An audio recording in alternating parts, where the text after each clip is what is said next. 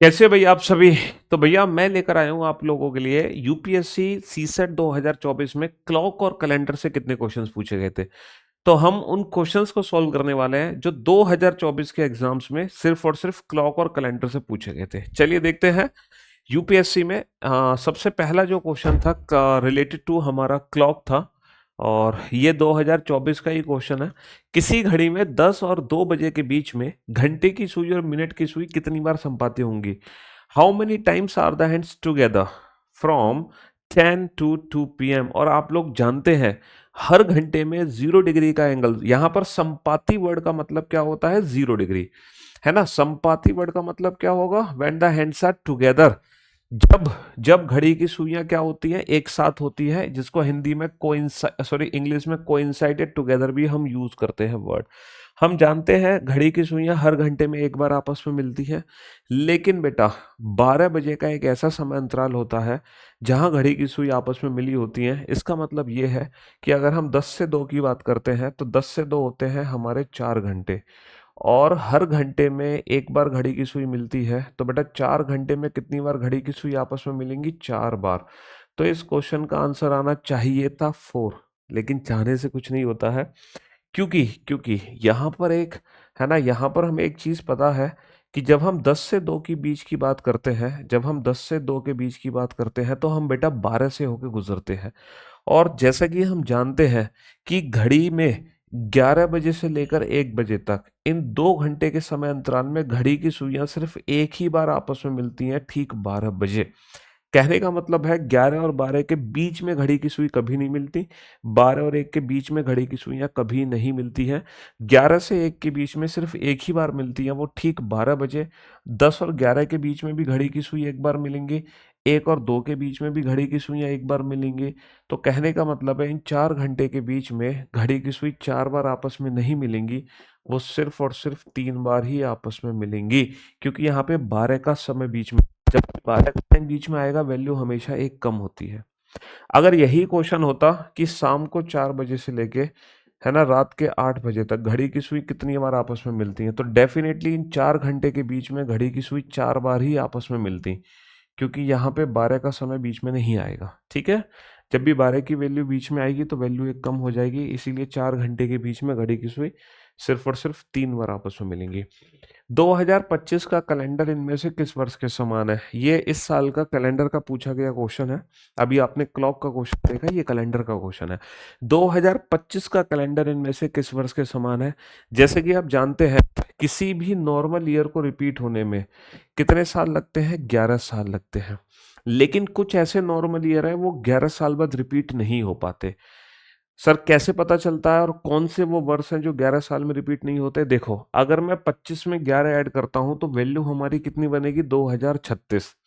जबकि 2036 एक leap year है। और किसी भी नॉर्मल ईयर का पूरा कैलेंडर लीप ईयर से सेम नहीं हो सकता। तो जो नॉर्मल ईयर हमारे 11 साल में रिपीट नहीं होते हैं, वही नॉर्मल ईयर कितने साल बाद रिपीट होते हैं? 6 साल बाद रिपीट होते हैं। तो 25 और 6 31, यानी कि 2025 का कैलेंडर 2031 में रिपीट होगा, ना कि 2036 में। ठीक है। लेकिन ये जो ट्रिक है ये तभी काम करती है जब हम एक ही सेंचुरी के अंदर घूमें, या फिर हम एक ऐसी सेंचुरी क्रॉस करें जो लीप ईयर है। अगर हम एक ऐसी शताब्दी क्रॉस कर लेते हैं जो लीप शताब्दी ईयर नहीं है, वहां पर ये ट्रिक हमारी काम नहीं करती है। फिर वहां पर हमें बेसिक कॉन्सेप्ट यूज करना पड़ता है कि किसी भी वर्ष का कैलेंडर उस वर्ष से समान होगा जिन दोनों वर्ष के बीच में ऑड डेज की वैल्यू कितनी होनी चाहिए? 0 होनी चाहिए। और ऑड डेज की वैल्यू कैसे निकलती है? Years plus leap years. जैसे कि 2025 और 2031 में कितने साल का डिफरेंस है? 6 साल का डिफरेंस है। Plus number of leap year कितने हैं? तो अगर हम 25 और 31 के बीच की बात करते हैं, 25 लीप ईयर नहीं है, 26 भी नहीं है, 27 भी नहीं है, 2028 पहला लीप ईयर है। 28 के बाद 32 बेटा बाहर हो गया, यानी कि इन दोनों के बीच में सिर्फ एक लीप ईयर है। 6 और 1 7, 7 का मतलब 0। तो ये हमारा बेसिक कॉन्सेप्ट है। उन 2 वर्ष का पूरा कैलेंडर सेम होता है जिन दोनों वर्ष के बीच में ऑड डेज 0 होते हैं। लेकिन ये बेसिक कॉन्सेप्ट हमें यहाँ पर अप्लाई करने की जरूरत नहीं है। यहाँ पर हम डायरेक्ट ट्रिक से आंसर दे सकते हैं, 11 और 6 की ट्रिक से।